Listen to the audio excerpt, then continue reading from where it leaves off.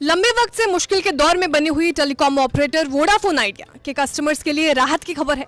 डूबने की कगार पर पहुंच गई वोडाफोन आइडिया के दिन फिरने की उम्मीद पैदा हो गई है और ऐसे में कस्टमर्स को भी शायद अब अपनी सिम को एयरटेल या जियो जैसे दूसरे टेलीकॉम ऑपरेटर्स के यहाँ पोर्ट न कराना पड़े। वोडाफोन आइडिया के लिए दरअसल दो अच्छी खबरें आई हैं। पहली खबर तो यह है कि गुरुवार को केयर रेटिंग्स ने वोडाफोन आइडिया की बैंक फैसिलिटीज की रेटिंग को बढ़ा दिया है। पहले ये रेटिंग स्टेबल थी, अब केयर रेटिंग्स ने इसे अपग्रेड करके पॉजिटिव कर दिया है। इतना ही नहीं, रेटिंग एजेंसी ने वोडाफोन आइडिया के डिबेंचर और लॉन्ग टर्म लोन्स के लिए बी पॉजिटिव रेटिंग को भी दोहराया है। इस रेटिंग अपग्रेड के पीछे जो वजह है वो भी वोडाफोन आइडिया के कस्टमर्स और शेयर होल्डर्स के लिए एक बड़ी पॉजिटिव न्यूज है। असल में ऐसी खबरें हैं कि कंपनी में इक्विटी इन्फ्यूजन की उम्मीद है।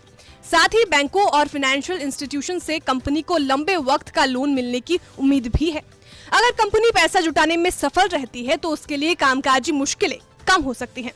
हाल में ही केंद्र सरकार ने वोडाफोन आइडिया पर स्पेक्ट्रम किस्त और AGR बकाई को इक्विटी में तब्दील करने की इजाजत दे दी थी। केयर रेटिंग्स ने कहा कि कंपनी के प्रमोटरों के 5,000 करोड़ रुपए लगाने की उम्मीद है। इससे कंपनी को लिक्विडिटी की मुश्किलों का सामना करने में मदद मिलेगी और कंपनी 5G को भी लागू कर पाएगी। इससे सब्सक्राइबर बेस भी बढ़ेगा और कंपनी का रेवेन्यू भी। हालांकि केयर रेटिंग्स कंपनी में हो रहे घटनाक्रमों पर गहराई से नजर रखेगी और अगर कंपनी वक्त पर इक्विटी इन्फ्यूजन या लंबे वक्त के कर्ज जुटाने में नाकाम रहती है तो इसका आउटलुक फिर से घटाकर स्टेबल किया जा सकता है। रेटिंग में अपग्रेड के लिए कुछ और फैक्टर्स को वजह माना गया है। इनमें मजबूत promoter group, Aditya Birla group और वोडाफोन ग्रुप, अनुभवी मैनेजमेंट टीम और ब्रांड की मजबूत पहचान के साथ पूरे देश में मौजूदगी जैसे फैक्टर शामिल हैं। केयर रेटिंग्स ने भारतीय टेलीकॉम इंडस्ट्री के आउटलुक को भी स्टेबल माना है। हालांकि केयर ने वोडाफोन के सामने मौजूद कुछ मुश्किलों की तरफ भी इशारा किया है।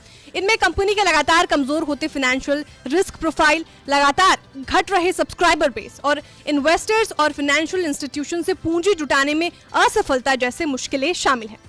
31 दिसंबर 2022 को खत्म तिमाही में वोडाफोन आइडिया का कंसोलिडेटेड नेट लॉस बढ़कर 7,990 करोड़ रुपए हो गया है।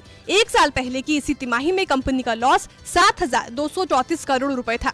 हालांकि दिसंबर 2022 तिमाही में कंपनी का ऑपरेशन से रेवेन्यू 9% बढ़कर 10,620 करोड़ रुपए रहा है, जो कि एक साल पहले की इसी तिमाही में 9,717 करोड़ रुपए था। दिसंबर 2022 तक कंपनी पर कुल कर्ज करीब 2.2 लाख करोड़ रुपए था। पिछले महीने सरकार ने वोडाफोन पर एडजस्टेड ग्रॉस रेवेन्यू यानी AGR का बकाया इक्विटी में तब्दील करने को मंजूरी दे दी थी। वोडाफोन पर यह बकाया 16,133 करोड़ रुपए है। इसके साथ ही केंद्र सरकार वोडाफोन में सबसे बड़ी शेयर होल्डर बन गई है। वोडाफोन आइडिया के साथ सबसे बड़ा चैलेंज ये है कि उसे कामकाज चलाने के लिए तत्काल करीब 5,000 करोड़ रुपए की पूंजी चाहिए। अब अगर कंपनी के प्रमोटर ये पैसा डालते हैं और कंपनी को बैंकों से लंबे वक्त का कर्ज मिल जाता है तो हो सकता है कि वोडाफोन के अच्छे वक्त की शुरुआत हो जाए। जाहिर है ये वोडाफोन के कस्टमर्स और शेयर होल्डर्स दोनों के लिए बड़ी राहत की बात होगी।